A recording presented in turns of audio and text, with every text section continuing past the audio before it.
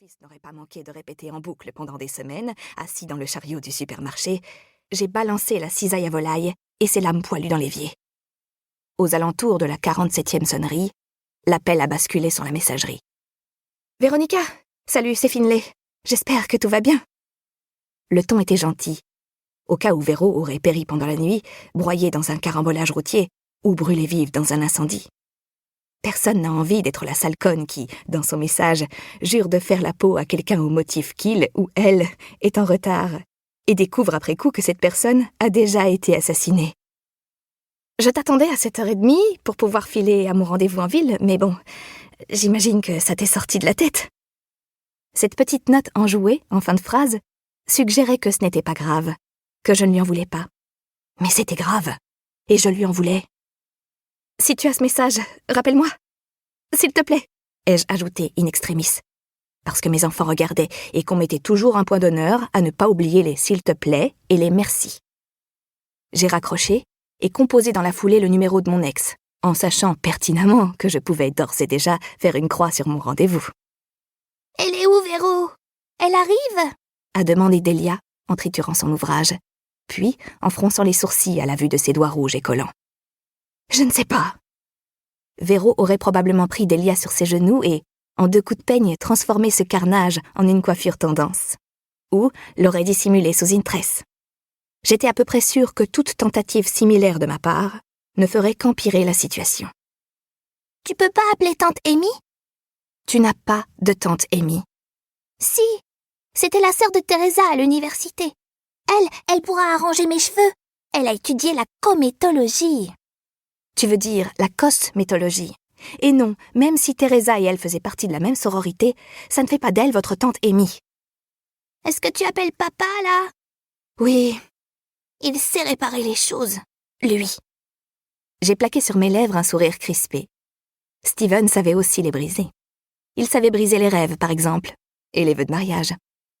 Mais plutôt que distiller mon venin, j'ai serré les dents car, à en croire les pédopsychiatres, dire du mal de votre ex devant vos enfants n'est pas très sain. Et le bon sens vous souffle que ce serait contre-productif, alors même que vous attendez qu'il décroche son téléphone pour les lui refourguer. « Papa, il fait avec du gaffeur !» a insisté Delia en me poursuivant dans la cuisine. J'ai lâché dans l'évier les assiettes sales du petit déjeuner et ma santé mentale avec. Tu veux dire du gaffer? Mais on ne peut pas arranger tes cheveux avec du scotch, ma chérie. Papa, il pourrait. Attends, Delia, chut. Steven? Avant même qu'il ne dise bonjour, j'ai senti que je l'importunais. Et tout bien réfléchi, je ne crois même pas qu'il m'ait dit bonjour. J'ai besoin d'un service. Véro m'a fait faux bond, j'ai rendez-vous en ville avec Sylvia et je suis déjà en retard. Il faudrait que tu gardes Zach pendant quelques heures. Mon fils m'a lancé un regard mielleux depuis sa chaise haute pendant qu'avec le linge humide, je m'escrimais sur la tache gluante et pleine de cheveux qui ornait mon pantalon.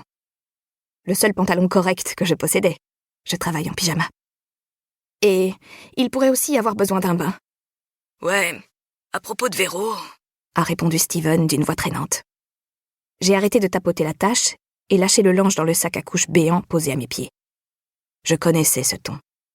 Il avait employé le même pour m'annoncer ses fiançailles avec Teresa. Le même aussi le mois précédent, pour me dire que son entreprise d'aménagement paysager avait décollé grâce au carnet d'adresses de Teresa, qu'il roulait sur l'or et que, au fait, il avait consulté un avocat pour demander la garde partagée.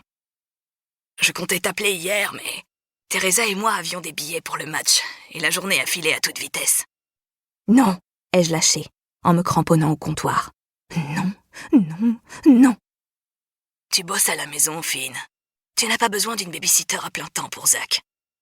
J'ai pincé le pli de peau entre mes sourcils pour enrayer la migraine qui menaçait d'éclore, tandis que Delia tirait sur la jambe de mon pantalon et pleurnichait à propos du scotch. Ne me fais pas ça, Steven. Donc, je lui ai donné congé. Salaud! Je ne peux pas me permettre de te renflouer éternellement. Me renflouer? Je suis la mère de tes enfants. Ça s'appelle une pension alimentaire. Tu es en retard sur les traites de ta voiture. C'est temporaire, jusqu'à ce que je reçoive le solde de mon avaloir pour le livre. Finlay. Chaque fois qu'il prononçait mon nom, il me semblait entendre une insulte. Steven? Il serait peut-être temps d'envisager de te trouver un vrai travail. Comme l'hydro-ensemencement du quartier, par exemple? Ai-je ricané? J'ai un vrai travail, Steven. écrire. Pour continuer à écouter ce livre audio gratuitement, cliquez sur le lien dans la description et vous pourrez l'écouter en entier sans frais grâce à l'essai de 30 jours d'Audible.